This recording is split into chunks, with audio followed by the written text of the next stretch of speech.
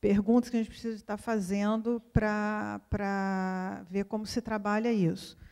Quando a gente vê nos dados de educação fundamental, ensino básico, então a gente vê também que as mulheres têm você um nível maior de mulheres com nível fundamental incompleto do que homens e também nível educacional básico incompleto, fundamental e eu esqueço os nomes em português e o gráfico está em inglês.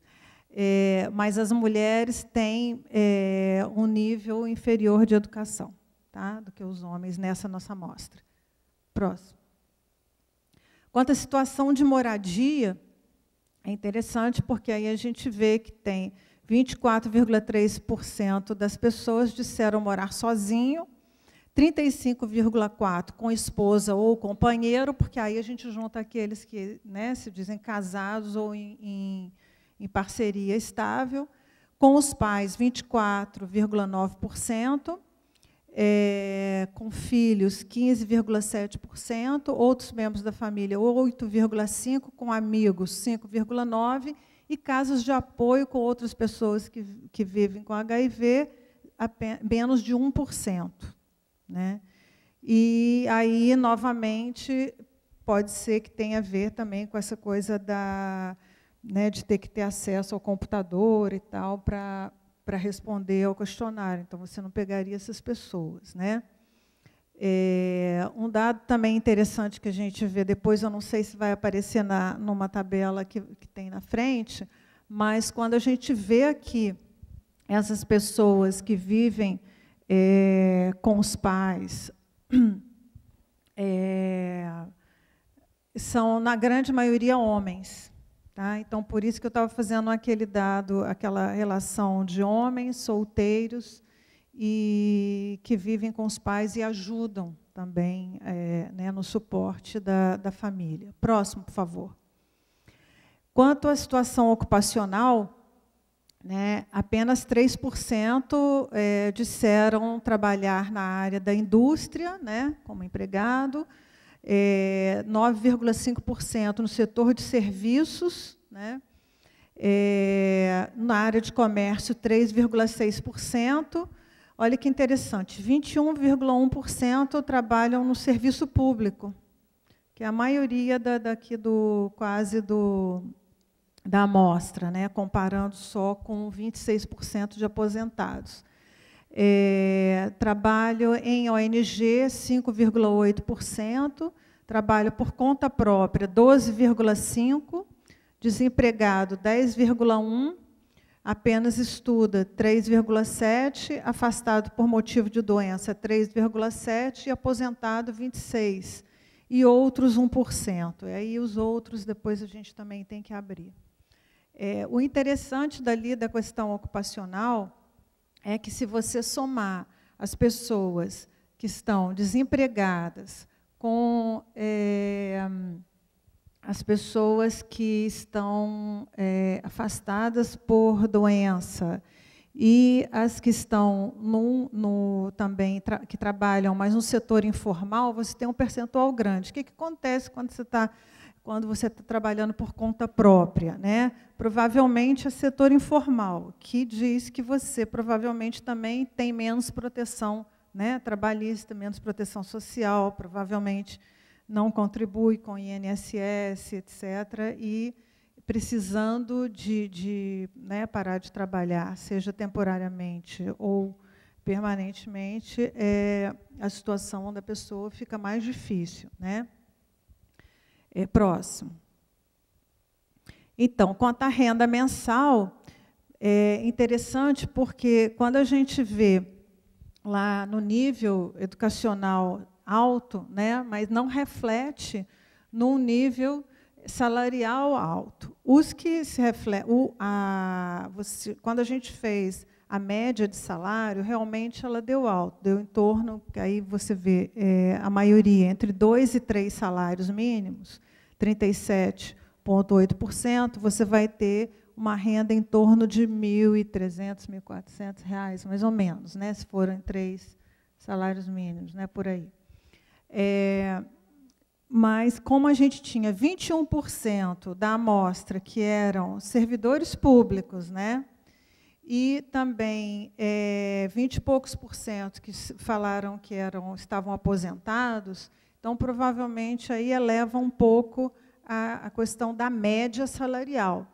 Mas a gente vê que nós temos 20,6% com um salário mínimo de renda apenas, né? Que é um percentual muito grande, sem renda 8,4% e menos que um salário 1,4%. Então, a gente tem aí quase 30%, ou aproximadamente 30% dessas pessoas que estariam ou com uma renda muito baixa, né, ou só com algum tipo de benefício de assistência social, que a gente vai ver mais para cima. Apenas 16,6% relataram que ganham mais que 5 salários. Né? E, pelo aquele nível de escolaridade, né, você, então, esperaria um nível de renda mais alto. Pode ser um reflexo da questão da situação da pessoa, né, que quando a gente fala também, alguns estudos mostram que a questão da pauperização da epidemia tem a ver também com a pauperização das pessoas que são afetadas pela epidemia, né? Ou porque perdem emprego, ou porque, às vezes, precisam mesmo de deixar o trabalho pela condição de saúde. Né? Eu vou tentar correr aqui um pouquinho mais. Vamos lá, próximo. Os itens, quando perguntado sobre os itens de despesas, dos 27,6% das pessoas que informaram ter filhos como dependentes, naquela pergunta lá anterior, marcaram como os principais itens de despesas em casa os gastos com educação, 37,1%, e alimentação, 53,6% do orçamento familiar. Então, quer dizer, é um percentual grande de despesa, né, nesses dois itens. E aí, nesse caso, a gente não observou nenhuma diferença significativa entre homens e mulheres para esse item de despesa familiar com filhos. Né? Outras 37,8%, 108 pessoas, declararam arcar com a manutenção de outros membros da família. Aí os homens assumem mais a manutenção dos pais, talvez porque sejam em maior número solteiros, que residem com os pais, enquanto que as mulheres elas têm sobre si uma carga maior de despesa para o conjunto da família, sejam elas casadas ou solteiras. Elas arcam com despesas e apoio de familiares. Tá?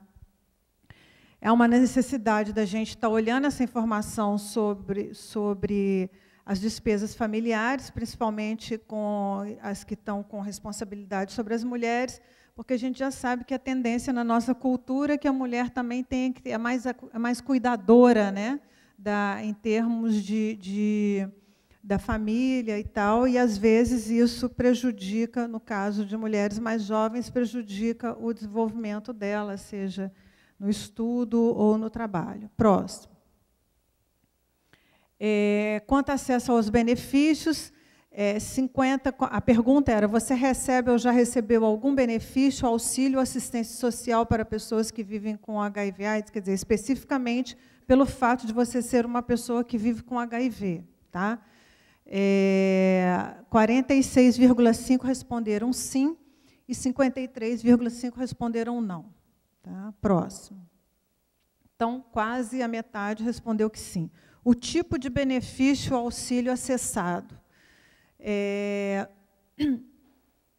45,3% disseram que já haviam acessado a aposentadoria especial por problema de saúde, 51,9% fundo de garantia, o PIS, 14,2% isenção de imposto de renda, 2,7% Bolsa Família, 7,6% benefício de prestação continuada, né, que é o BPC, LOAS, salário-desemprego 1%, apoio para moradia 3,2%, né? Então, quando a gente lembra lá daquele percentual grande que a gente tinha de pessoas desempregadas ou que tinham só um salário mínimo e tal, e que vê que apenas 14,2 e 2,7, não, desculpa, 2,7 acessaram Bolsa Família e 7,6 o benefício de prestação continuada, a gente vê que essas pessoas, então,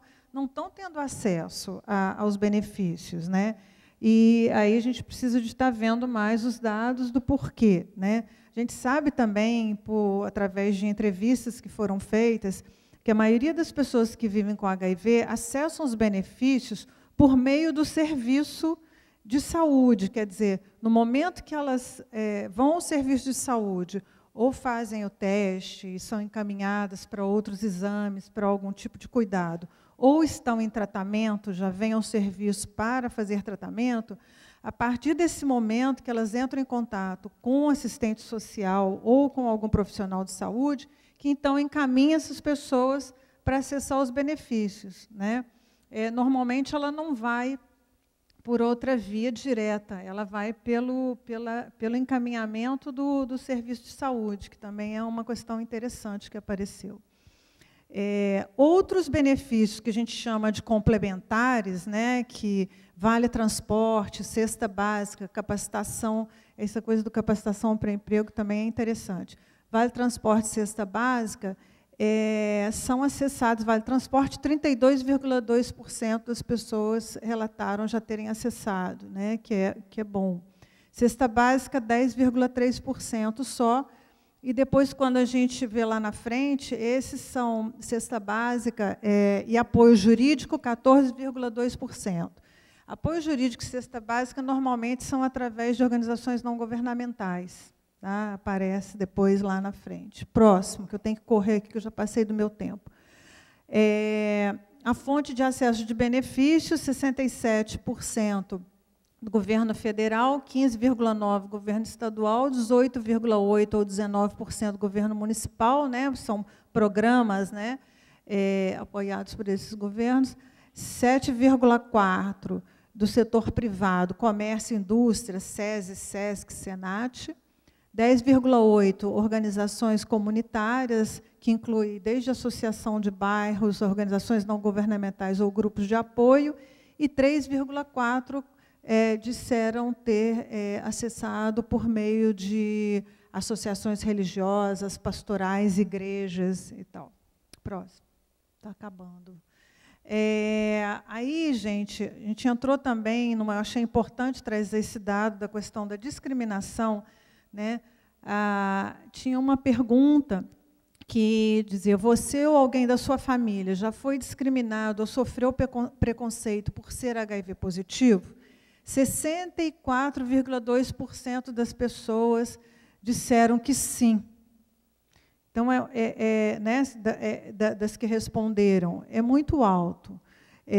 Próximo. Das áreas onde você sofreu esse preconceito ou foi discriminado, né, tem um percentual enorme no local de trabalho. 33,3% falaram que no local de trabalho por colegas, 22,4% no local de trabalho por gerentes ou supervisores também, né? Então, mesmo as grandes empresas ou o que for, né, os locais de trabalho que têm programas, né, de apoio, as pessoas, né, ainda, quer dizer, a questão do preconceito da discriminação no Brasil ainda persiste, né? E isso cria muitas barreiras, né? Tanto para acessar serviços como para emprego, né?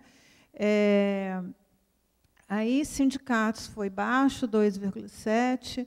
Na escola, por colegas, 15,6%. Na escola, por professores, foi baixo, mas ainda acontece, 6,8%. No serviço de saúde, por recepcionistas ou atendentes, 33,3%. Mas no serviço de saúde, por enfermeiros, 25,2%. E pior, no serviço de saúde, por médicos e outros profissionais de saúde, 34%. É muito alto. né? Quer dizer, é o relato da pessoa, né? Das pessoas, do usuário, né? Não é ninguém